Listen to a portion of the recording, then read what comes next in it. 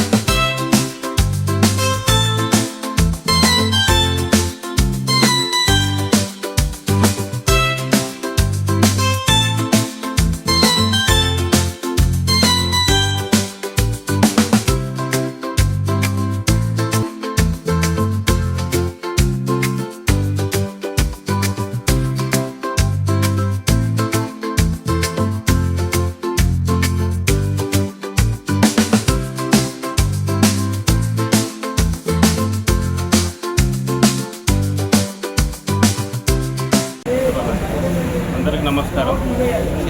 కల్వకుంట నుంచి 100 మంది యువకులు బీసీ రిజర్వేషన్ రావడం వల్ల గణేష్ గడ్డకు పాదయాత్రగా రావడం జరిగింది. కల్వకుంట కాంగ్రెస్ పార్టీ తరఫు నుంచి జగ్గారెడ్డి గారు బలపరిచిన వంశీ యాదవ్ గారిని ఎన్నుకోవడం జరిగింది. ఈసారి ఘనంగా విజయం సాధిస్తారు. అందరికీ నమస్కారం. మేము కల్వకుంట 7వ వార్డు నుండి 100 మంది యువజన సంఘం నుండి గణేష్ గడ్డ రుద్రారకు పాదయాత్ర రావడం జరిగింది. మా యొక్క ముఖ్య కోరిక ఏంటంటే వంశీ యాదవ్ గారిని కల్వకుంటలో ఆ భారీ మెజార్టీతో గెలిపేయాలని ఆ దేవునికి ప్రత్యేకంగా కోరుకోవడం జరిగింది.